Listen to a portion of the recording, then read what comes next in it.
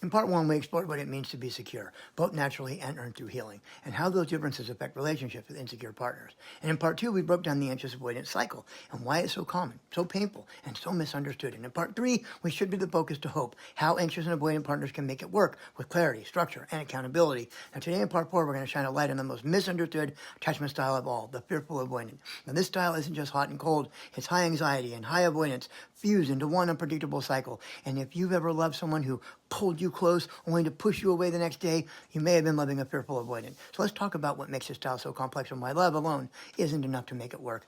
Fearful avoidant equals high anxiety, plus high avoidance equals internal chaos. Now, fearful avoidants often feel their anxious traits loud and clear. They crave closeness, long for emotional safety, and fear abandonment. But their avoidant traits, they're usually not so obvious, not even to themselves, because avoidance doesn't always look like, I don't want to be close.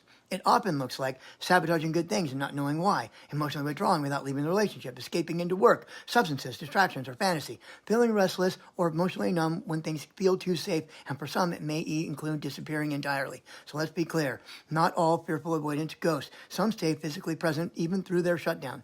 Others hold themselves to a code of showing up no matter what. The avoidant part isn't always about vanishing, it's about what the nervous system won't allow them to feel or express. So when a fearful avoidant opens up and connects deeply, then pulls back, shuts down, or sabotages, it's not a game, it's a trauma pattern saying this is too much, protect yourself, even if they don't realize it. Common patterns you'll usually see are picking fights during periods of connection, ending the relationship suddenly even when everything seems to be going well, giving a reason that doesn't make emotional sense even to themselves. But for many fearful avoidants, these aren't conscious choices. They're reactions to something that doesn't feel quite right. Not because anything is wrong, but because safety without conflict feels unfamiliar. When someone shows up fully, loving, thoughtful, consistent, it doesn't always register as safe. It can feel suspicious, foreign, even irritating, or emotionally flat. There's no clear voice saying, get out before you get hurt, but there's a pressure, a discomfort, a growing urge to distance without knowing why.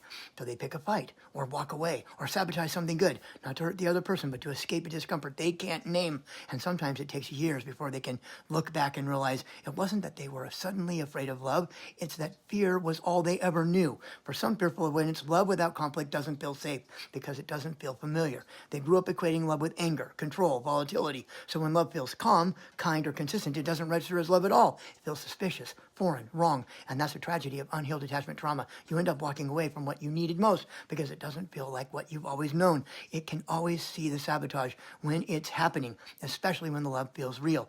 But when safety doesn't feel familiar, even the best relationships can unravel. And tomorrow in segment 2, we're going to explore why fearful avoidants often mistaken for narcissists, and that's what makes loving them so emotionally exhausting.